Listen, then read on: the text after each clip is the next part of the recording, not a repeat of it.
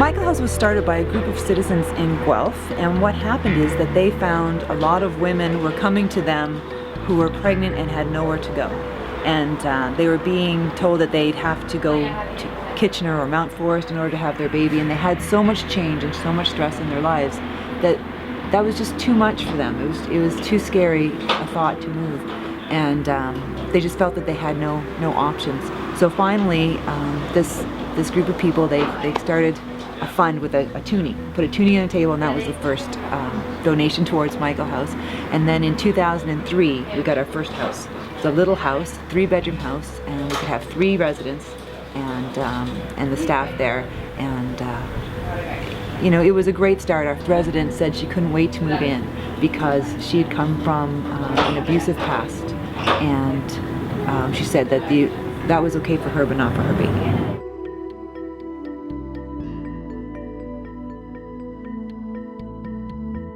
So then in 2007, we moved into this house, and now we can take up to 13 people altogether. The young women that come to Michael House come because they have no other place to be. We have women from all sorts of different backgrounds, different cultures, different religions. We don't turn anybody away that we can. In fact, we would love to expand Michael House in the future because we're still turning women down on a regular basis. I needed a place where I could chill out, kind of relax, but at the same time have structure and learn things. It's good to be here when you're so young, especially too. It's good for older people too, but my age, like, I'm only 17, so it's good because I'm not totally into being I don't know, I'm not professional at being a parent, so it's good to have people to kind of guide you along the way. I was referred to Michael House through Women in Crisis when I was in my 2nd trimester, and I had a bachelor apartment at the time that I could no longer afford because I was going on maternity leave. So I moved into Michael House and lived there for about 7.5 months at the older location. And now because of them, I've been connected to multiple resources in the community, and I have a 2-bedroom apartment through nonprofit housing.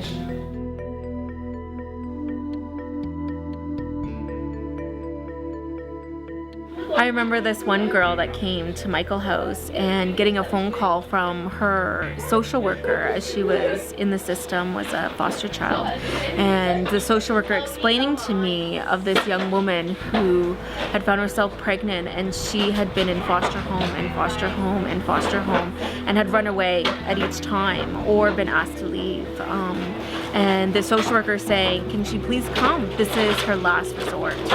And now this young woman is a mother of 2, and she's in her own home, and she is working towards completing her GED. And just being able to see the transition from before and now is magical. What was your favorite part about living at Michael House? The support.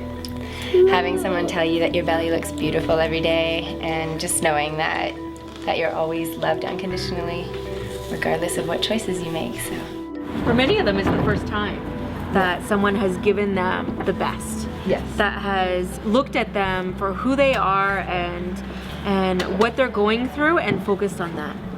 I think that without a place like Michael House, there would be a lot of desperate, scared mothers out there. And being pregnant and alone is very scary.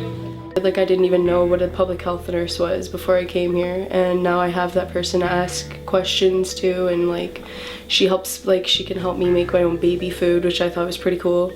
And if I have any questions, like, she'll answer them for me, like how to change a diaper with a newborn, because I'm really nervous about that, like hurting her neck or something. So I guess I'm just being over paranoid, but it's good to have.